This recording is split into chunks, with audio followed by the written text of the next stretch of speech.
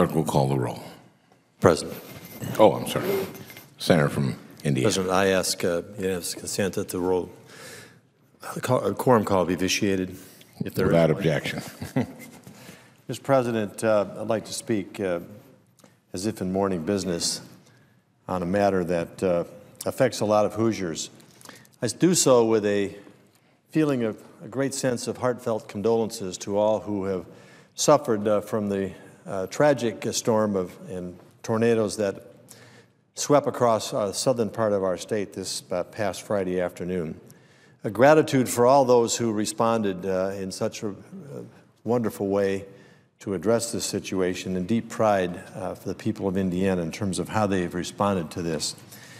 Mother Nature's unforgiving force Friday afternoon changed the lives of many Hoosiers. Imagine, if you could, a stretch of land extending for nearly 50 miles, about between a quarter of a mile and a half mile wide, and a storm that touches down at the beginning of that 50-mile stretch and moves through that with force and destruction that is almost unimaginable. Now, most of us from the Midwest are used to tornadoes, and they usually jump around and bounce down and take out a shed here and a barn there and perhaps a home there and do wreck, or perhaps a short stretch of space. But nothing that I've ever seen, and most have not ever seen, is a tornado that touches down and stays down with 175-mile-an-hour winds, crushing everything in its path. And as we flew over and down that path and looked down and saw that total destruction, every home, every business in that path destroyed, like kindling. Every open field strewn with debris, some carried for miles before it was deposited. Every tree stripped bared and flattened. Every car or truck within that path damaged either by softball-sized hail or turned upside down by 175-mile-an-hour winds. A house still miraculously intact picked up off its foundation and moved 100 yards east and put back down. Several rural towns, small rural towns in southern Indiana, destroyed, totally destroyed by the force of nature. A high school of more than 1,100 students now lies in total shambles. Buses stationed at the school and cars hurled into buildings across the street. An entire family, grandpa, grandma, mom, dad, child, all killed just because the storm hit just seconds before they were able to reach the steps leading down to the basement.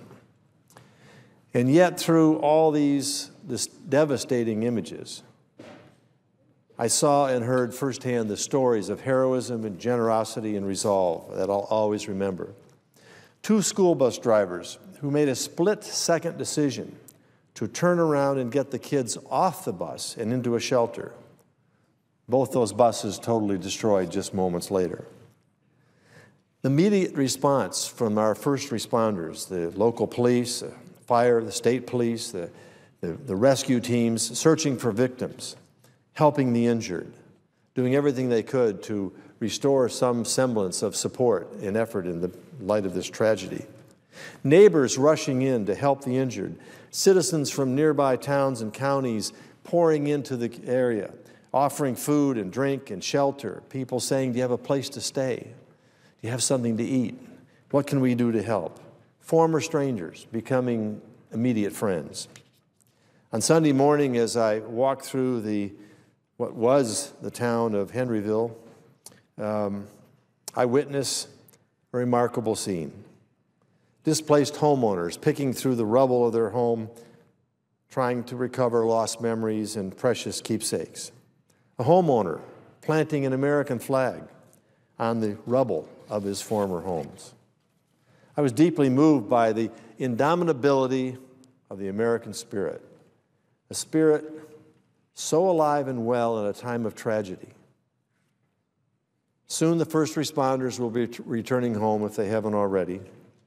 A job well done to wait for the next call to action, while the state and federal assessment teams begin the process today of assessing the damage and the process of restoration. And piece by piece, day by day, the people of Indiana will rebuild their homes, their churches, schools, and the communities destroyed by this tornado.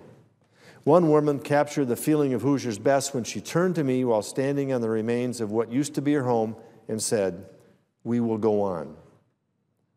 We will recover. We will make it right again." I'm asking all Americans to keep Hoosiers, Kentuckians, and all the victims of these tragic storms which raced through the Midwest, southern parts of that, keep them in their thoughts and prayers. I ask all Americans to remember how quickly life can change, but also to remember that American spirit which brings them to reaching out to help their neighbors in trouble. I'm going to continue to work with Governor Daniels, our Indiana governor, his Homeland Security team, the administration, FEMA. A shout out for FEMA. Great strides have been made since Katrina. They were right on the scene, available, ready to help in the process, working with the state and local communities. We'll never be able to replace the lives of those lost from Mother Nature's destruction, but Hoosiers will come together to rebuild one day at a time. It's the Hoosier way, and thank goodness it's still the American way. Mr. President, I yield the floor.